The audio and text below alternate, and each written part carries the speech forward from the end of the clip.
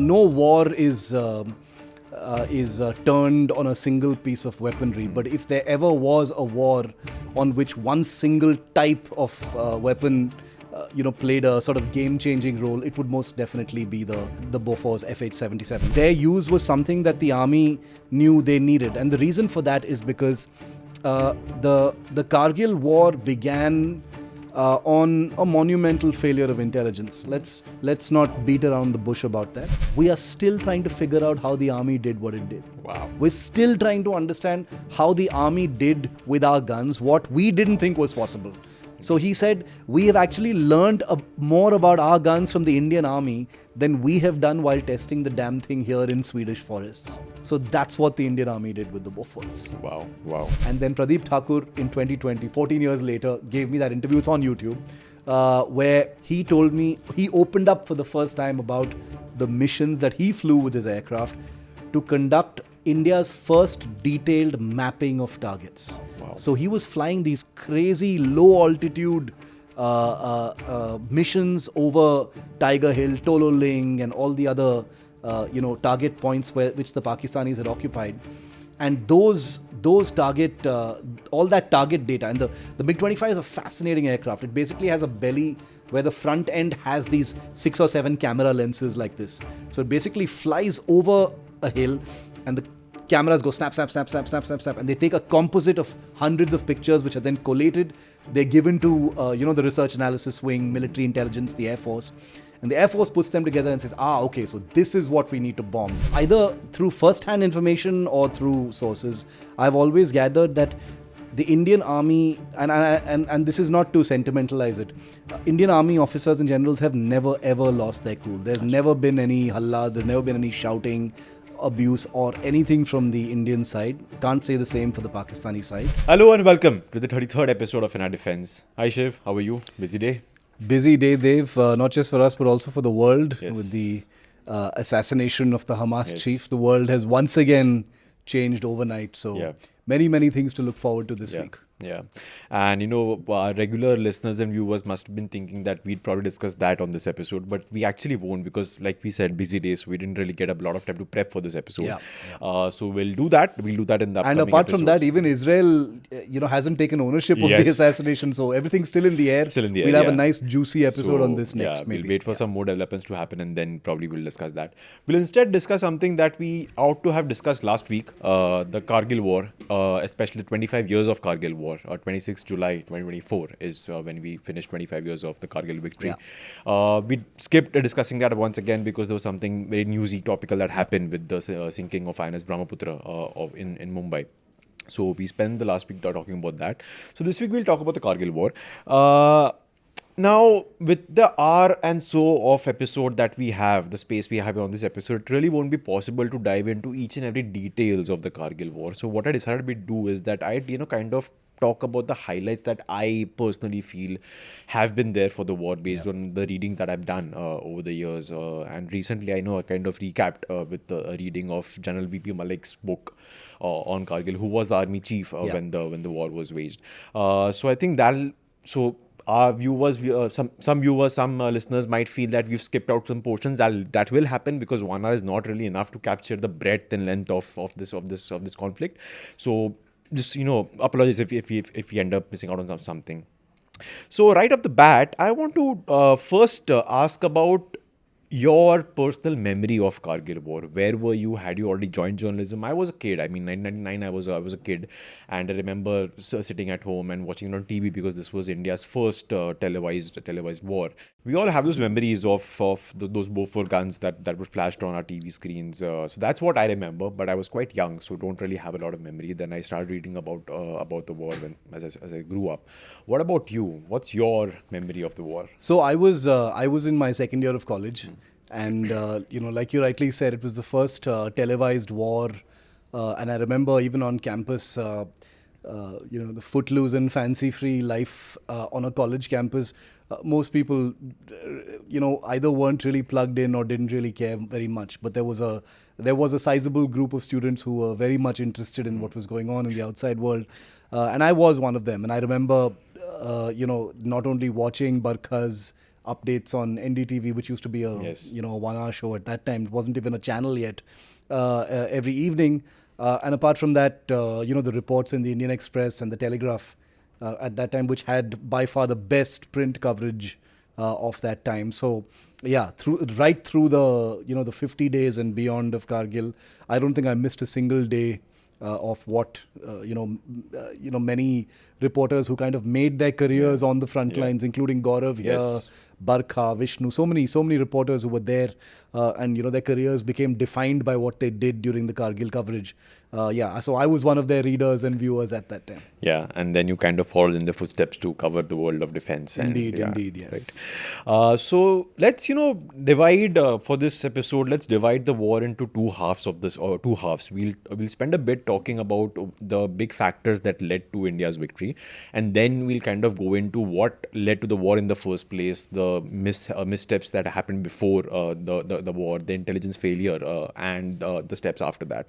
We'll do that in the second half. But when we talk about the victory, so broadly speaking, I've been able to identify 2 or 3 big factors. Like I said, there will be many more, but we'll have to ignore some of them. But the large factors, the one that strikes me always, and especially when you read, army officers who were quite high up in the chain of command back then, is the role played by the younger officers. Whenever you read about the battles of Kargil War, you'll keep coming across ranks of lieutenant, you'll keep coming across ranks of captain and a few majors here and there.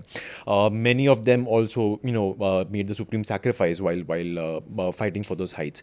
What does that tell you about the nature of the Kargil War? The fact that it was so limited, the fact that there were orders from the government of the day that did not cross the LOC, the fact that there was this effort not to escalate that into a larger conflict along the whole line of control or the international border down south. Was this one of the reasons? And what does it also tell you about the training these guys must have received? Because lieutenant captain, these are 3-4 years old into the army, and suddenly they are fighting battles. And the read-ups that I have about those battles, you kind of read about how they made plans on the go. So obviously they've been sent out by their commanding officers with a certain aim, like, okay, you have to kind of capture that point.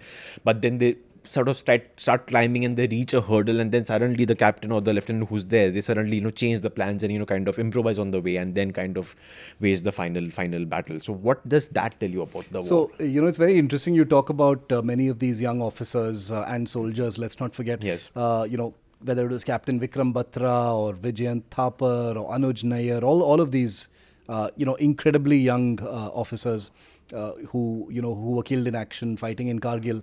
You're right. Most of the tales have young faces to them, and the one of the reasons for it, it's not like there were no battles which were not fronted by colonel level or other officers, but the nature of the kind of fights that were taking place, small company level attacks, etc., meant that it would be the young officers, company commanders, etc., small subsection commanders, who necessarily were fronting the action. Remember, all of these young officers who became heroes in Kargil, they were all born in the mid to late 70s. So they were born, in the kind of shadow of the 1971 war. Many of them came from military families. So they grew up hearing about the 71 war. They knew about the 71 war. They were close enough growing up to the 71 war, to know about what had happened in that war. So it wasn't like they were disconnected from the idea of combat. And it was one of the reasons for many to actually get into the army. And like I said, many of them came from army families. Vijayant Thapar and many others came from army families. The raging blood and heat of youth, joining the army. What else are we here for but to fight?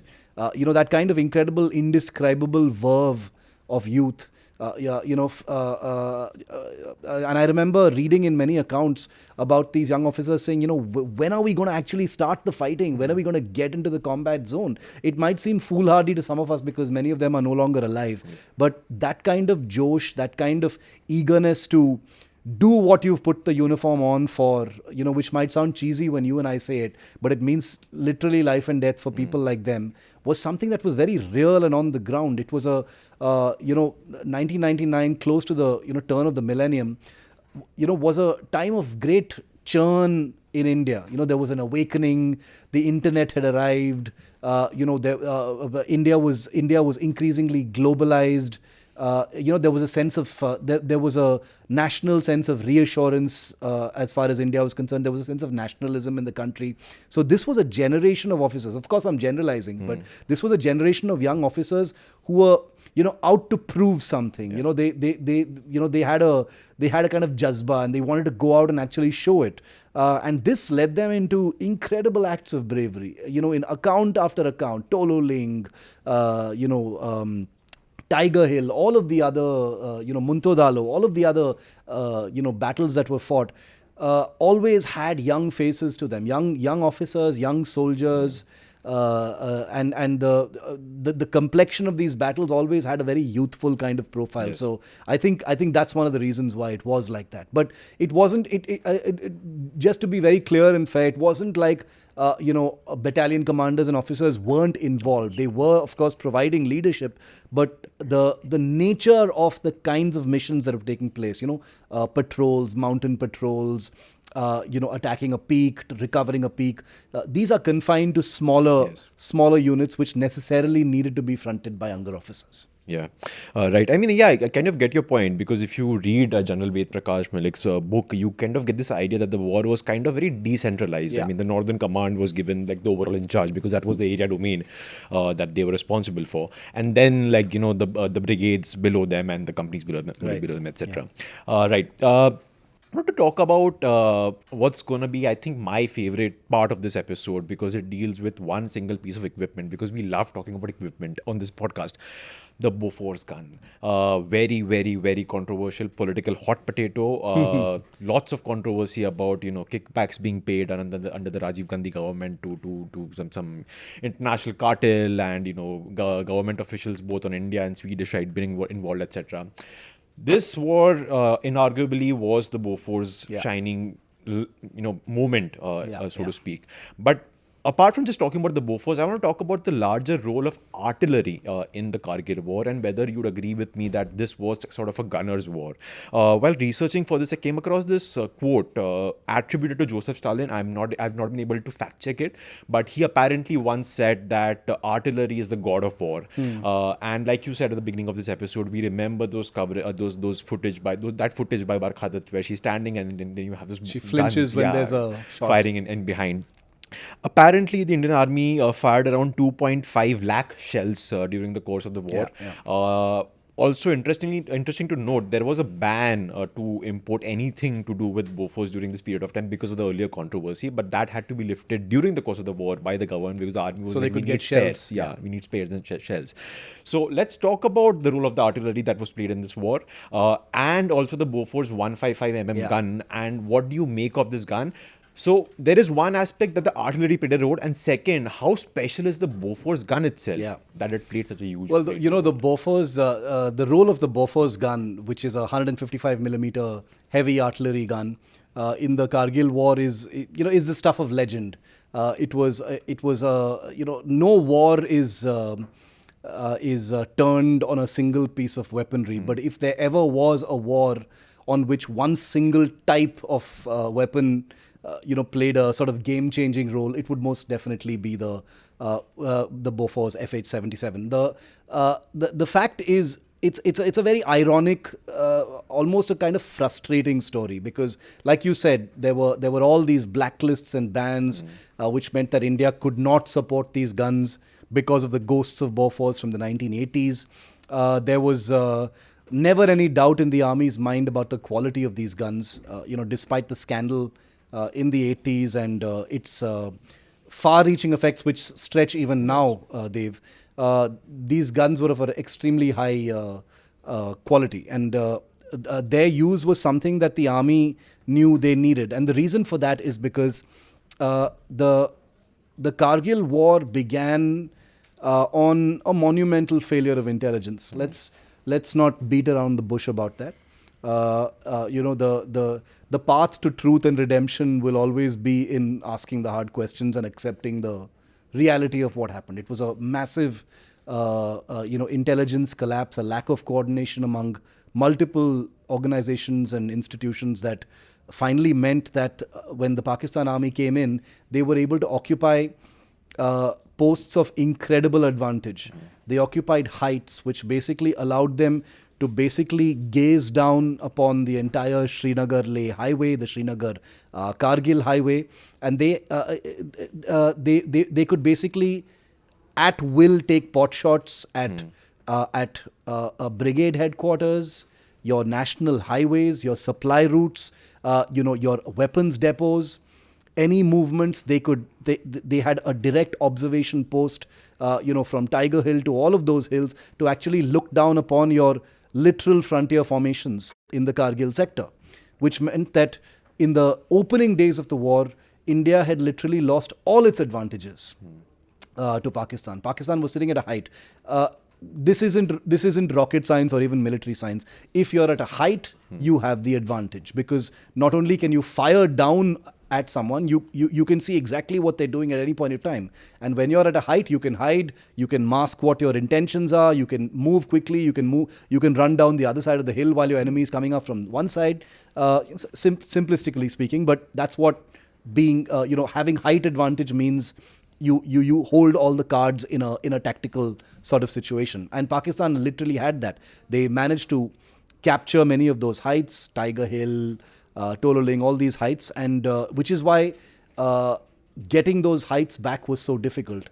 And apart from actually sending regular infantry soldiers, Ghatak platoons of infantry battalions up those mountains, the only way that the Indian army could sort of soften those targets was with artillery.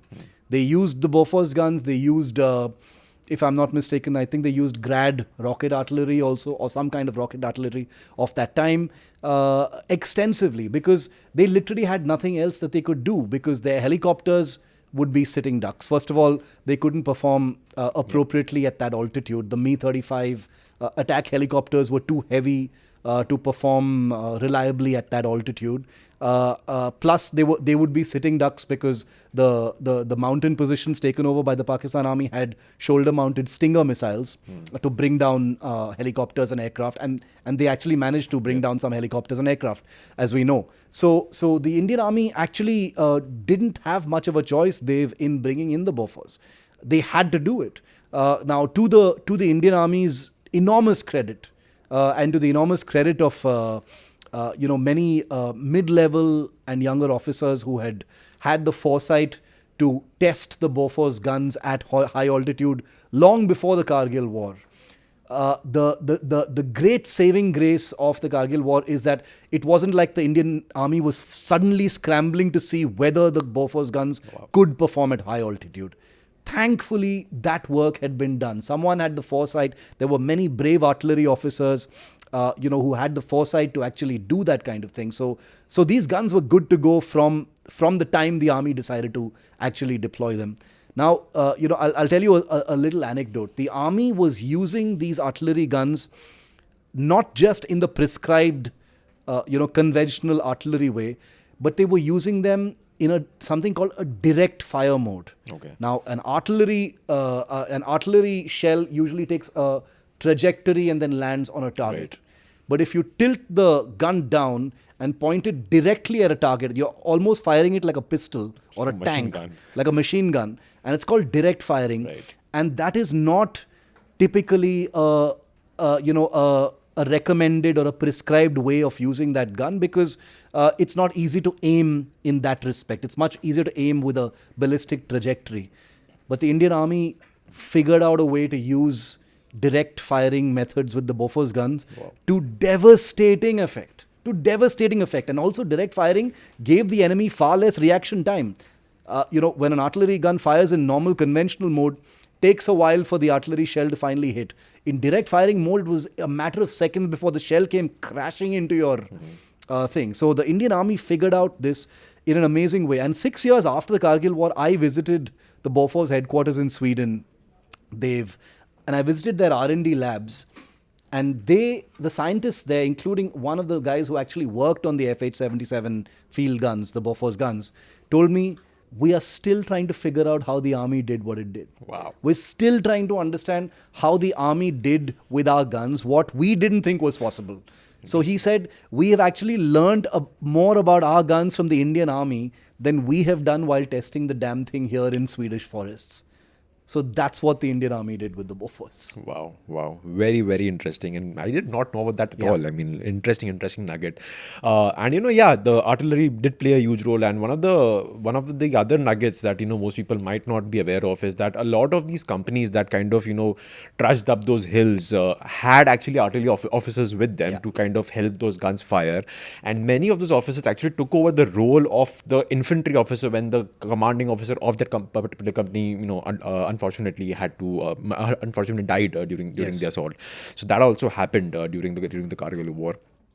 The third factor I want to talk about is the two other forces, the two other services, the Indian Air Force and the Indian Navy. The Navy did not really play much of a very, very active role, though it had prepared both of its commands to kind of blockade the Karachi port like it had done during the 71 war, if the need arose. But it did not, because the government again had decided not to escalate the war to a larger, along the border and along maybe in the sea, which we'll kind of get into in the second half of this episode. So let's talk about the Air Force. You've briefly mentioned this a couple of times in one of our previous discussions on various subjects about how the Air Force had to kind of figure out how to use its Mirages and MiGs to bombard those posts, because there was a bombardment happening from the ground, like we just discussed in the previous question, but there was also bombardment happening from the air. I think there was some emergency import of Israeli missiles or Israeli munitions to kind of help with this whole mission of the Indian Air Force, which was called Operation Safed Sagar. We also had, like you said, I think 2 MiGs that were shot down and 1 helicopter that was shot down. One pilot was briefly captured by Pakistani forces. I think back then his rank was Flight Lieutenant Nachiketa Rao. Yes. So tell us about the Air Force's mission. What did it have to do to kind of support Army's effort to reclaim? So the Air Force also was operating with a bit of a disadvantage initially, because all Air Force operations of a tactical nature, and when I say tactical nature, I mean we have to remember that the area of this battle was tiny. From a perspective of air power, the usage of air power. Air power means helicopters and aircraft which fly fast, fly high, capable of covering great distances very soon. But the overall distance, or the overall sort of size of the area of this battle in Kargil is minuscule if you look at it on a map. I mean, it was large from the ground, but it's minuscule from the perspective of air power.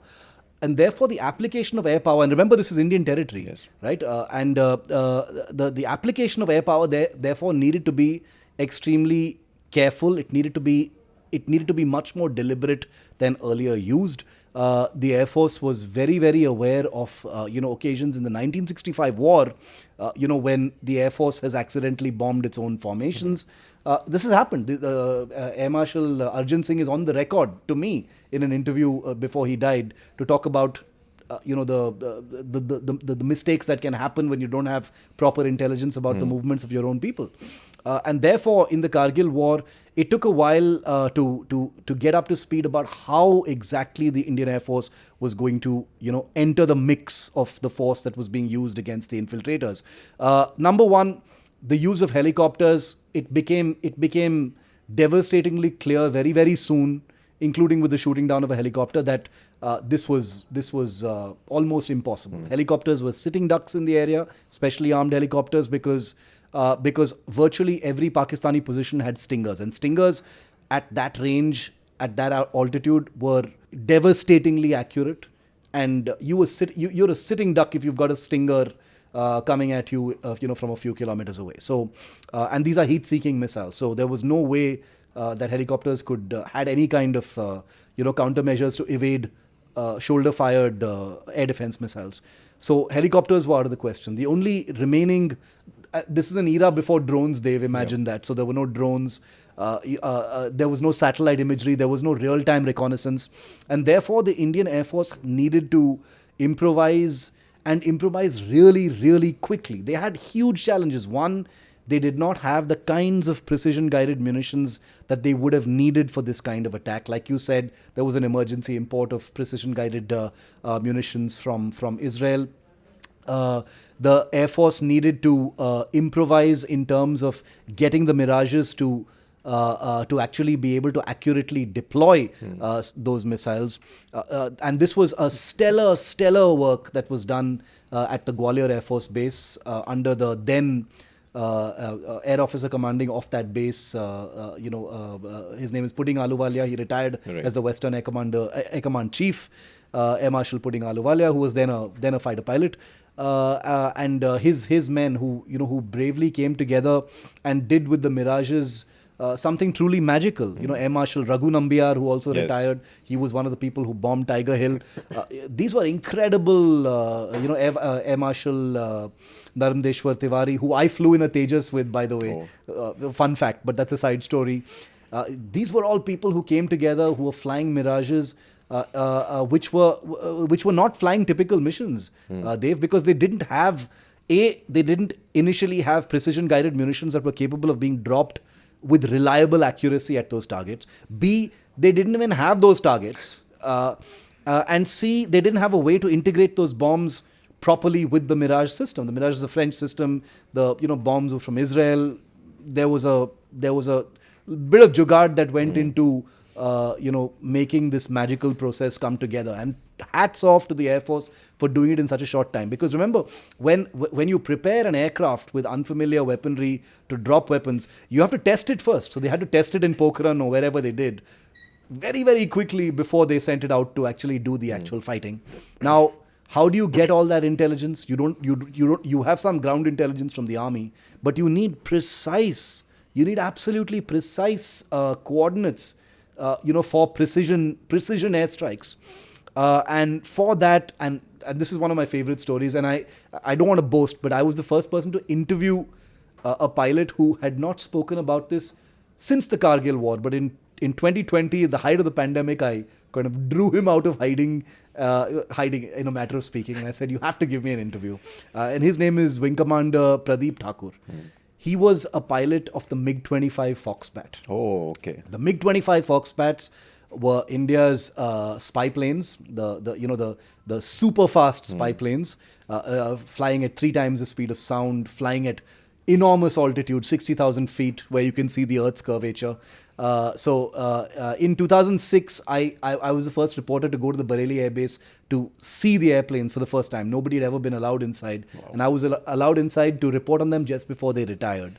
And then Pradeep Thakur in 2020, 14 years later, gave me that interview. It's on YouTube, where he told me, he opened up for the first time about the missions that he flew with his aircraft to conduct India's first detailed mapping of targets. Wow. So he was flying these crazy low altitude missions over Tiger Hill, Tololing, and all the other target points which the Pakistanis had occupied. And those target, all that target data, and the MiG-25 is a fascinating aircraft. It basically has a belly where the front end has these 6 or 7 camera lenses like this. So it basically flies over a hill, and the cameras go snap, snap, snap, snap, snap, snap, snap, and they take a composite of hundreds of pictures, which are then collated. They're given to the research analysis wing, military intelligence, the Air Force. And the Air Force puts them together and says, okay, so this is what we need to bomb. Wow. They look at it very closely. They put it under a lens, make sure that no Indian position is nearby. And with that, all that data was fed into the Mirages, given to the flying crew of the Mirages, and then they were able to bomb. So all those famous grainy videos you see of those precision attacks on Tiger Hill and others are thanks to that MiG-25 Foxbat. And the beauty of it is nobody even knows about this. Nobody even cared to ask, how did the Indian Air Force get those targets? It couldn't only have been through ground intelligence. Well, here's the answer to that. It was a MiG-25 Foxbat. Yeah, wow, that's quite the nugget. I mean, flying from Bareilly. Yes, that's quite the piece of information because, you're right. I was looking at a map of Jammu and Kashmir and Kargil and Ladakh and, Siachen, China, etc. It is really a very, very small point on the large map of India. And for a fighter pilot, I think the entire area would be like a small matchbox when the one that they have to aim at. And you would think that, the post that they're trying to aim at, and the groups of Indian soldiers would be quite near those posts. So precision would be the need Hugely of the hour. risky. Yeah, that's quite the story. So yeah, we'll now talk about what we said. We'll talk about the maybe the failures that kind of led to the war, and also do an analysis of what did Pakistan really aim to achieve with this war. But after a quick break. Are there certain mistakes like that which you've come across in your clinical experience, where patients are doing something so wrong during an illness? Yes, all the time. So sometimes, yes, knowingly, sometimes unknowingly, but yes. And sometimes they will come and say the commonest thing is that I had viral and I have started azithromycin or augmentin. I said, Yes.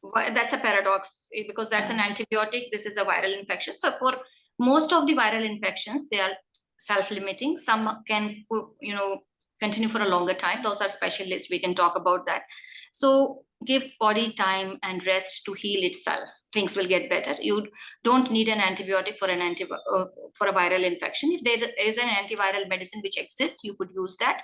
One is that. Secondly is that, yes, the sleep thing you told me. Many people believe that sleep is a passive process, but no, it is as active as an awake state. Yeah. My father-in-law used to say when I would wake up my son to go to school, and he said, let him sleep, he's growing.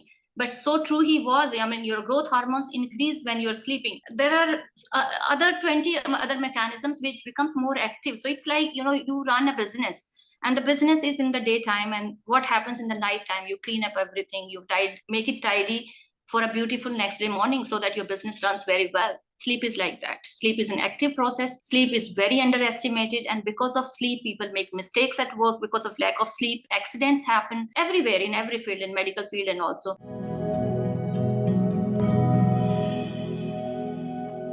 Welcome back. Shiv and I are discussing the Kargil War. We recently finished 25 years of the Kargil War, and we, with the benefit of hindsight, have been discussing that. The first half we spent we talked about a few factors that kind of influence the ultimate outcome in India's favor. But we'll now talk about the genesis of the conflict in the first place. And I'm not talking about the India-Pakistan conflict, that's a different story altogether, but the Kargil War itself. Before we talk about the Pakistani aims and objectives, obviously this will be a guesstimate because we don't really have insights into the mind of Pervez Musharraf, even though he has given several interviews after the war. But let's first talk briefly about what happened on the Indian side, especially to do with the initial fog of war and the intel failure that led up to the conflict in the first place. I was quite surprised. Many people might be surprised to know that this popular idea that the Indian Army used to vacate all the forward post during the winter months is actually sort of a misconception, which is something you'll know about if you read General Ved Prakash Malik's book, where he says that does not really happen.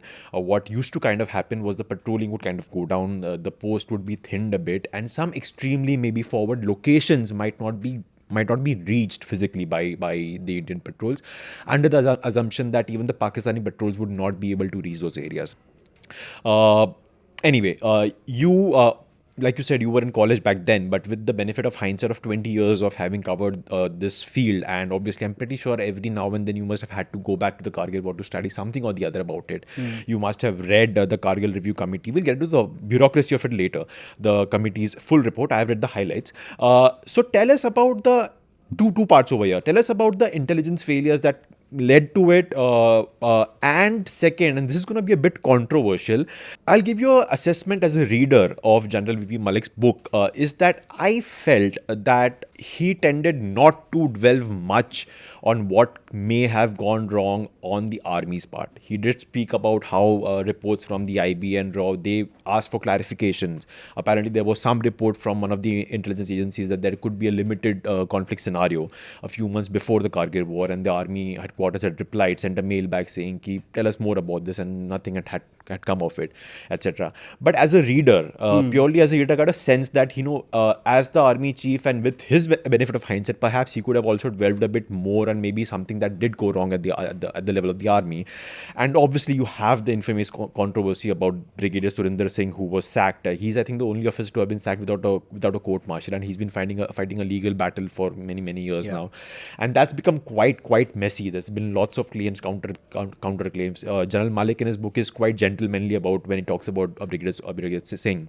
So I don't want to talk about that personal aspect that much, but there is some controversy when it comes to what happened in the initial months and what led to the war in the first place. What have you been able to understand over these several years? Look, the simple short answer to what happened in Kargil was, a total system failure. Okay, there were all indications, like you said, whether it was a heads up about possible limited conflict, whether it was about the intent of someone like a Pervez Musharraf, whether it was the duplicity of Nawaz Sharif, who turned out to be clueless about what was going on, or at least pretended to be, and then he was exposed later. There were no indications that all was well on the frontier with Pakistan. Now, the reasons why Kargil happened, I'm not surprised. General VP Malik is a fine gentleman. He was a good army chief, I wouldn't judge him on not saying much about the army's failures as far as Kargil were concerned. He was in the hot seat in a very, very difficult time, and I'm sure in his own way he's answered for many of the lapses that may have taken place. I'm no one to say anything to him, but I would like to say that the many hard questions were never really fully dealt with. Questions of मैं नहीं वो करेगा, इसने नहीं बताया पहले. That kind of the kind of teamwork that is necessary for border management, which became a big issue in the Kargil Review Committee report, was almost completely non-existent at the time of the infiltration. Intelligence failure is an easy way to look at it, but there's no other way to describe it. It was an intelligence failure. What else do you describe huge formations of the Pakistan army moving into your territory, occupying big heights under your very nose? What else do you call that? If the level of intelligence has to have been of a gargantuan type for this to take place. And you're talking about an area which is the line of control in the Ladakh region, which has been restive in the past as well. You've had war games in Ladakh which have basically prepared you for practically precisely this kind of thing. The Kargil, Batalik, Mashko sectors are susceptible to possible infiltrations because the terrain is suitable on the Pakistani side. They can't do anything to you in Siachen because you completely command and dominate that area. It is a festering wound in the psyche of Pakistan, especially of Musharraf, who was in the frontier force at that time in the Siachen sector when India dominated in 1984, and this guy is now running the show in 1999. All of these things, with the lovely luxury of civilian hindsight, we can sit here and say, "Arey, how come you guys didn't see this happening?" These are obviously complicated things, and Brigadier Surinder Singh, all of those issues. Right, you're right; they've become very messy. He has every right to feel like a scapegoat in this entire affair, which was in large parts a systemic failure. But the system will always look for people to blame, and I think the wheels within wheels of the army and the system have their own kind of rhythm, and it's sad to see where that has gone. But I don't think full accountability has been fixed, Dev, for what happened. For instance, India went into a kind of contemplative mode about, yes, we admit things went wrong. Yes, we know that things need to change. Yes, we've got this Kargil Review Committee now that will recommend all these changes. But going to the heart of how Kargil was triggered, how India was found to be asleep when this actually happened, how it is that India was late to react, precious days. It was a 50-day war. Yep. People forget that it was a tiny, tiny little war. Just 50 days, just almost like a month and a half. Not this extended kind of, many months long kind of conflict. And therefore, I think the many of the lessons of Kargil have still not been learnt. That's the brutal, sad conclusion that I have as far as it is concerned, because we still haven't acknowledged in a unified sort of no bullshit way that, look, this is what happened. There is still a measure of people covering each other's backsides, finger pointing. Even now, 25 years later, even now, if you look on Kargil discussions, there's still a measure of not mine, it was his job. Yeah. As far as Kargil is concerned. And remember, it was not a small thing. We've lost 524 people. 524 people were lost on our side. Many more were lost on the Pakistani side. They didn't claim many of their bodies. We know that. But are we really going to sit here and compare ourselves with the Pakistan army? No, we're not. They don't owe answers to the families of their shaheeds. We do. So they're totally different. Yeah. Right. So speaking of the Pakistani army, what was it all about for them? I'm glad you mentioned the fact that Parvez Musharraf was in and around Siachen. He was also involved in the 71 war. If I'm not wrong, if my research is not wrong, he was a major or a captain in the what's known as the SSG of the Pakistani army, the special I forgot the full special security group, if I'm not wrong. It's sort of like a special forces unit of the Pakistani army. Abhishek Bhalla, who was in season 1 of Inner Defense, had once made this very interesting observation that both those losses, especially the 71 war, which saw Pakistan literally being cut in half, those had probably weighed very, very heavily on not just Parvez Musharraf but many young officers back then of that generation who later went on to take staff appointments in and around the time Kargil happened. So, do you think that played a huge role in actually him coming up with this, sort of plan to kind of invade into Kargil, or whether it was just a very small contributing factor? And second, if we were to forget the whole India versus Pakistan, thing for a bit, the whole, our country is great and that's a terrorist state. If you purely look at Pakistani army's moves in Kargil as a military expert, what do you make of their strategy? Was it sound at all, militarily speaking? And what could have been their ultimate objective? Did they really think that they would be able to hold on to those heights? For a very dispassionate, unemotional assessment of Pakistan's performance in the Kargil War is that they saw exactly what India's loopholes were, like any good professional army, and they manipulated and utilized those loopholes. They found us sleeping in several aspects, and they manipulated that. It's what India would have done if we had the same motivations on the other side. If a country like Pakistan engaged a country as big as India with the kind of military it has for 50 days in Kargil, and forced India to sacrifice 524 of its best people, in a part of the country where the Indian army has had decades of experience, then what would you call that? You would call that a fairly successful military operation on Pakistan's side. Now, I'm saying this since you've asked me to put emotions on the side, okay? Because obviously I don't feel that way. Because and I'll qualify the reason why I'm saying this. The reason is Pakistan did not meet its military objectives. Yes. Musharraf wasn't just a disturbed and frustrated and volatile person, an individual. He was also an army chief and an army commander, and with a great deal of tactical and field experience, and someone who had a history that had swayed him in such a way where he had spent perhaps the entire latter half of his career thirsting for some kind of strategic badla against India. Like perhaps every Pakistani army officer is, but especially Musharraf. And read his book. It's laced with this kind of sort of almost psychotic, individualistic appetite for badla with India. I've got to teach them a lesson for Siachen. I've got to teach them a lesson for 71. And here was my opportunity, without saying it in those words. It was almost like personal for Musharraf. But obviously, it wasn't only just individualistic and personal, because for Pakistan, it meant if they were able to capture these heights, and remember that Pakistan claims all of this as their territory, and force some kind of a UN negotiated ceasefire, then the map changes and those posts become Pakistani, and they get more leverage against India, through a limited battle. And to at the risk of repeating myself, India losing 500 of its best men is not the same as Pakistan losing 2,000 of its best men. And I don't mean this in a kind of Bollywood way. Pakistan has an appetite for death.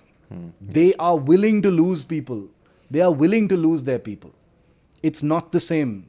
We were once the same country, but the radicalization of Pakistan's military, the contamination of their military culture and their military thought process, the way they treat their soldiers, the kind of accountability that exists within the ISI and the larger, military structure of Pakistan, is rotten from the inside out. They don't owe accountability to the families of the military. General Y.K. Joshi, who was a colonel during the war and went on to lead the Northern Command, has tweeted videos of he and his formation burying Pakistani bodies. Yes. They'd sent official missives to Pakistan through the Pakistan High Commission in Delhi saying, the war is over. The war is over. It was ugly while it lasted, but the war is over. Please take the bodies of your people back. There are hundreds of bodies just lying here. What are we to do with them? I'm from the army. The government is not doing anything with them. And your dead men are on my base. What do I do with them?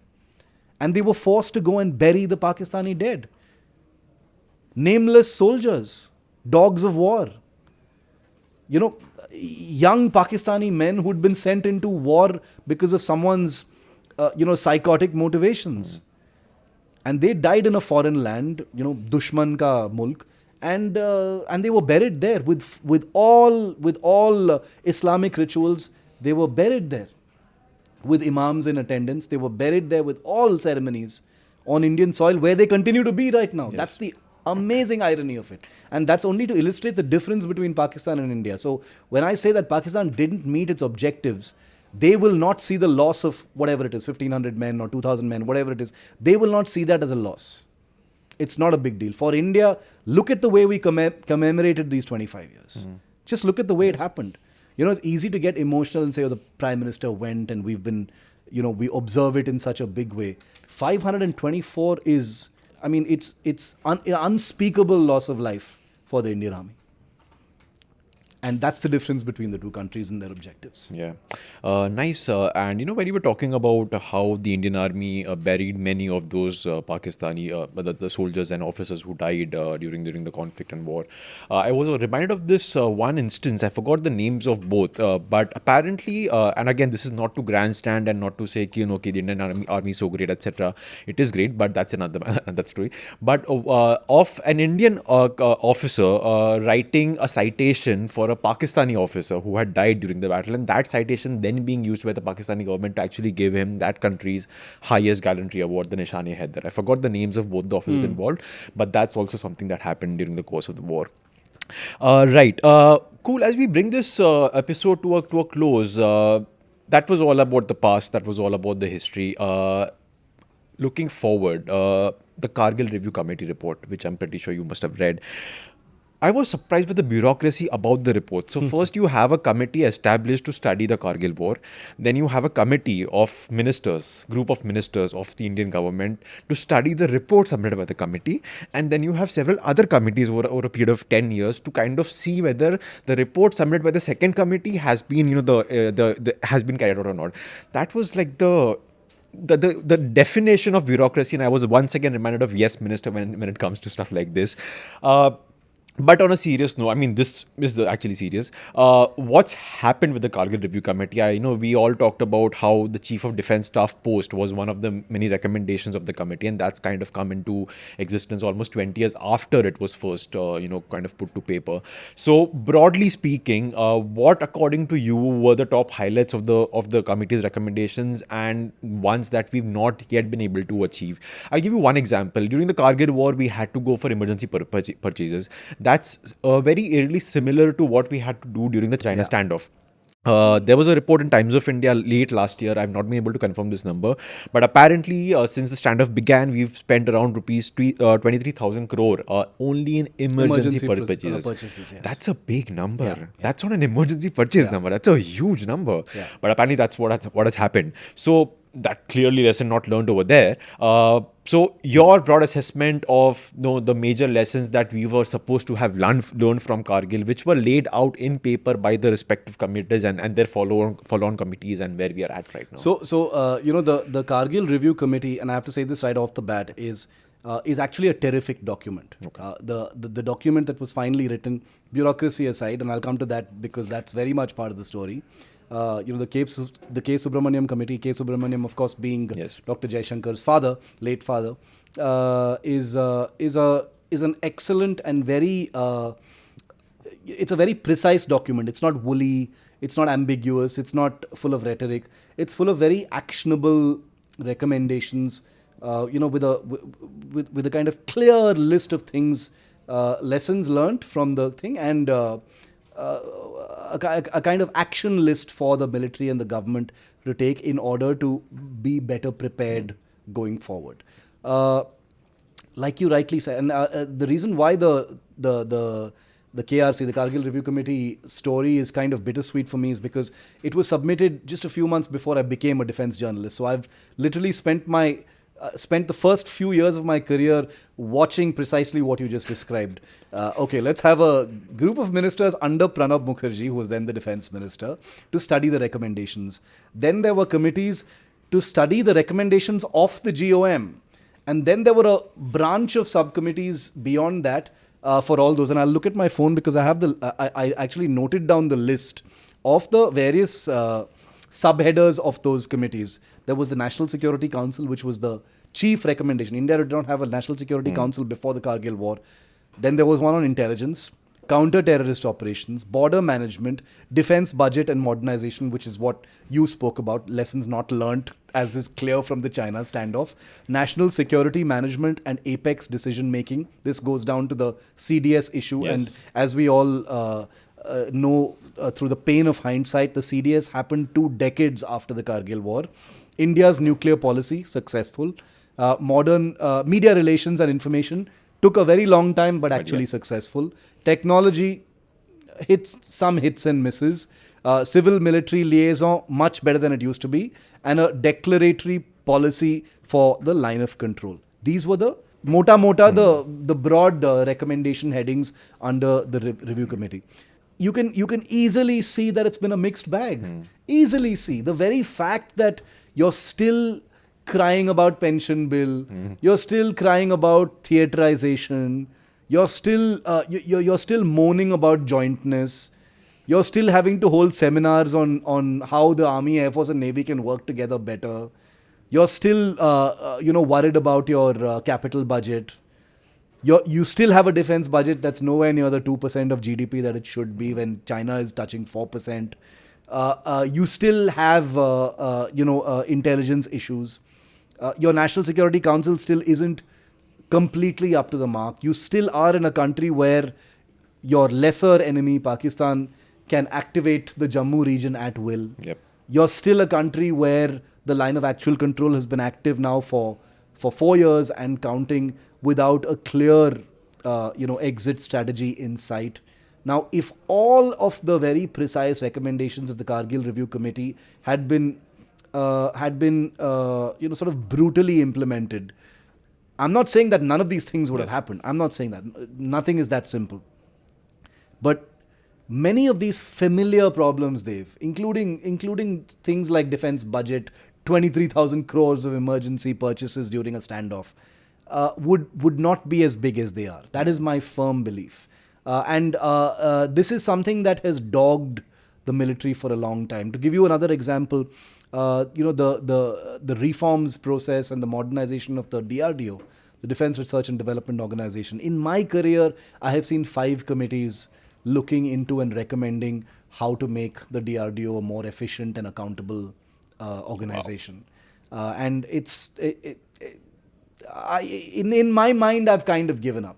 To be very fair, many of the recommendations of the KRC, especially in terms of things like intelligence and border management, have worked really well. There are new institutions, the NTRO, the integration of raw IB and the military intelligence. Those have worked really, really well, and those are important. But in many aspects, there's still work to be done. It's work in progress. Yeah, a work in progress. Right. As we end, 2 nuggets both sparked during my thought process of how to, play out this episode. The Director Generals of both the armies, Indian and Pakistani army, have this long-standing tradition of a hotline call every week. I think every Tuesday, if I'm not wrong. I could be wrong on the day. That tradition apparently was kept alive during the 50-odd days of the Kargil conflict. My question. It must have gotten quite heated at times because even though they are, they're lieutenant generals, both of them, they are professionals, but this is a full-blown conflict happening. Initially there was fog of war. Initially there was a lot of lies being spread by the Pakistani army. Apparently during the calls, the Pakistani DGM kept claiming that, these are not our men, these are the Mujahideen that are, independently operating, and you are the ones, kind of threatening us. And once they also said that you were trying to bomb our posts, etc. So when you have such a very tense situation, when you have a raging war, when you have your officers, your soldiers dying during a conflict, and you have to speak to a lieutenant general from the opposite army who's lying, who's spreading what you think is not falsehoods, it must have gotten quite heated, or would it have been simple? I've asked this question to many, Dev, not only about the India-Pakistan hotline between the DGMOs, but also between Indian and Chinese officers during their border meetings, especially when things are hot and, how can the mood be cordial? Either through first-hand information or through sources, I've always gathered that the Indian army, and this is not to sentimentalize it, Indian army officers and generals have never ever lost their cool. There's never been any halla, there's never been any shouting, abuse or anything from the Indian side. Can't say the same for the Pakistani side. The Indian army has always been very curt, very firm. At a time of great distrust and when relations have been particularly bad, conversations have been extremely brief, maybe 30, 40 seconds even.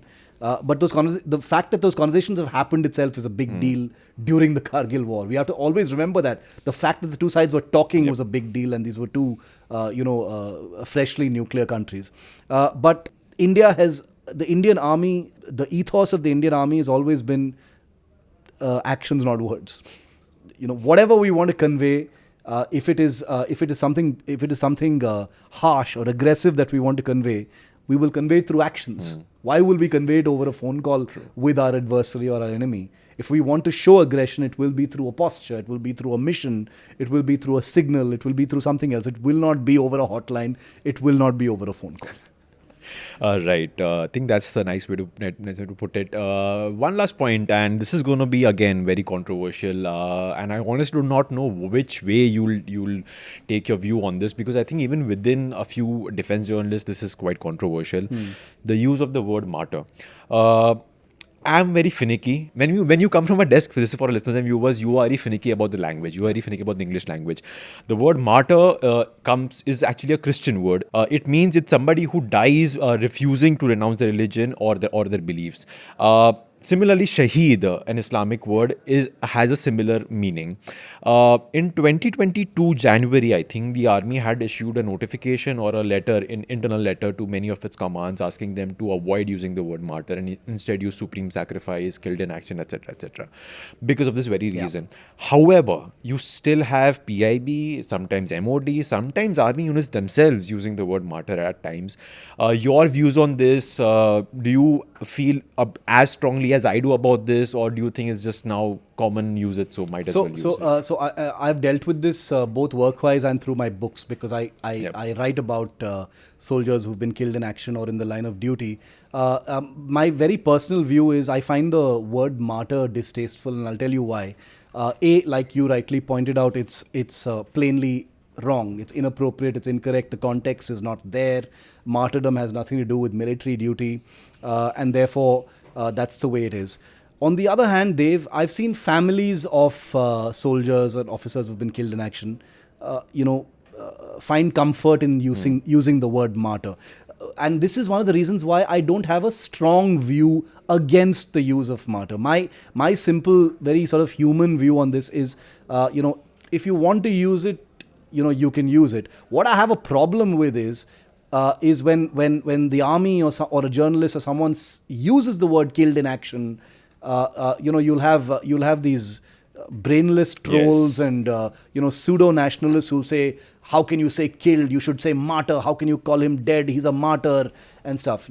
That's the kind of bullshit that I don't like. I have no problems with anyone, whether it is the army interchangeably using the word martyr or families using the term martyr, that's fine.